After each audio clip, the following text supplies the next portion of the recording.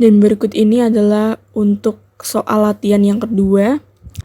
Suatu perusahaan memiliki data usia, income, salesperson, dan pengalaman kerja sebagai sales. Perusahaan itu ingin membuat model regresi berganda untuk memprediksi income berdasarkan usia dan pengalaman kerja.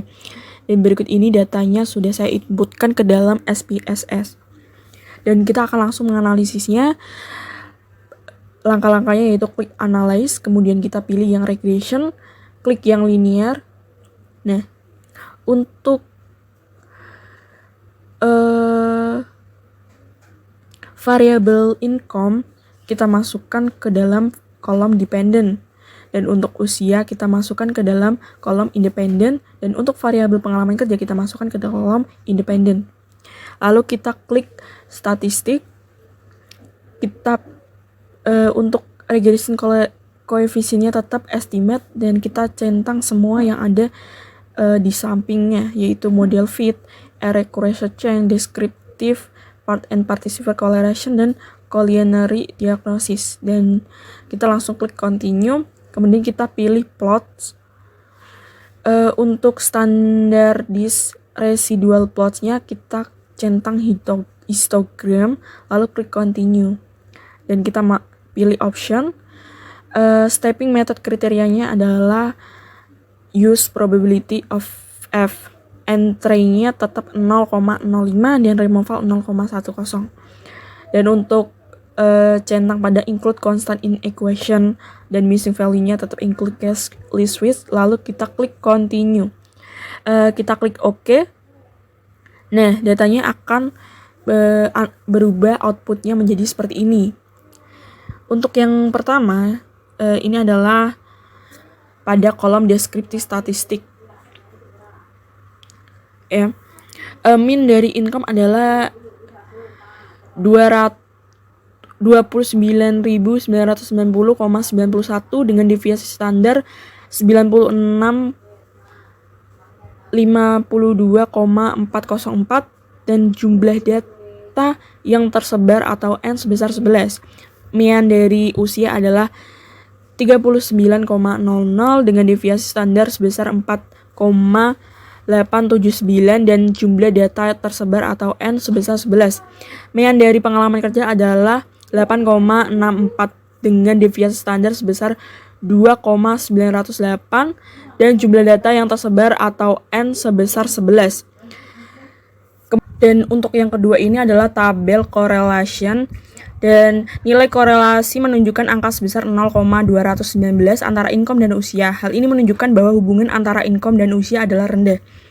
Nilai korelasi menunjukkan angka sebesar 0,042 antara income dan pengalaman kerja. Hal ini menunjukkan bahwa hubungan antara income dan pengalaman kerja tergolong lemah dan bisa diartikan tidak ada hubungan antara dua variabel.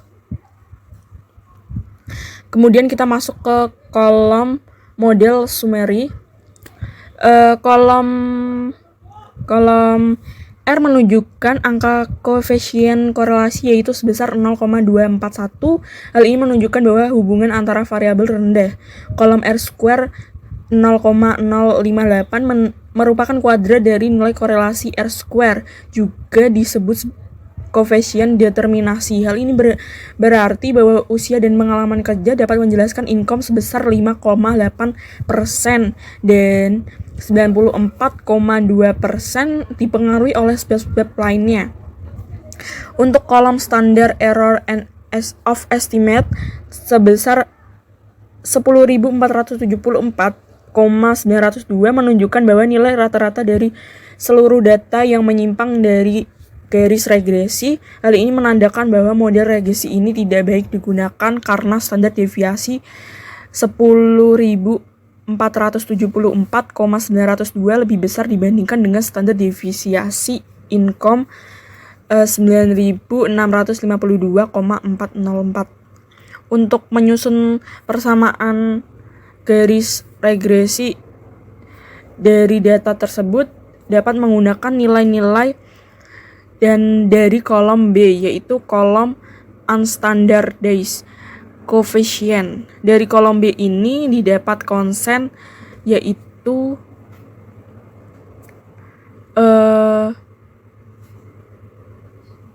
11.244,690. Sedangkan untuk nilai koefisien variabel usia yaitu 570,672 dan koefisien variabel pengalaman kerja minus 406,418, sehingga dapat disimpulkan persamaan garis regresi seperti Y sama dengan 11.244,690 ditambah 570,672 X ditambah minus 406,418. Untuk yang kedua ini adalah pertanyaan untuk tentukan koefisien dari persamaan regresi berganda dan tentukan apakah koefisien yang diperoleh signifikan. Kita menggunakan dari analisis model Sumari ini, yaitu kolom R menunjukkan angka koefisien korelasi yaitu sebesar 0,241. Hal ini menunjukkan bahwa hubungan antara variabel rendah dan searah. Kolom R square 0,058 merupakan kuadrat dari nilai korelasi R square, juga disebut koefisien determinasi. Hal ini berarti bahwa usia dan pengalaman kerja dapat menjelaskan income sebesar 5,8% dan 94,2% dipengaruhi oleh sebab lainnya. Untuk melihat koefisien yang diperoleh signifikan atau tidak dapat dilihat dari angka probabilitasnya, yaitu correlation-nya. Nilai sig pada korelasi menunjukkan angka sebesar 0,259 antara income dan usia. Hal ini menunjukkan bahwa hubungan antara income dan usia adalah tidak signifikan. Dan nilai sig pada korelasi menunjukkan angka sebesar 0,451 antara income dan pengalaman kerja. Hal ini menunjukkan bahwa hubungan antara income dan pengalaman kerja tergolong tidak signifikan. Karena ketentuan mengatakan jika angka probabilitas kurang dari 0,05 maka ada hubungan yang signifikan antar variabel dan sebaliknya. Dan untuk estimasi untuk seorang sales yang berusia 40 tahun dengan pengalaman kerja 11 tahun, estimasi untuk seorang sales yang berusia 40 tahun dengan masa kerja 11 tahun yaitu seperti yang telah dijelaskan bahwa hubungan antar variabel itu rendah dan tidak signifikan, yaitu variabel usia, pengalaman kerja, dan income. Maka dapat dikatakan bahwa jika sales yang berusia 40 tahun itu mempengaruhi rendah terhadap income yang akan didapatkan. Juga semakin tinggi usia dan pengalaman kerja seorang sales, maka akan berpengaruh rendah atau tidak memiliki pengaruh kuat terhadap income yang akan didapatkan. Dan sekian video dari saya.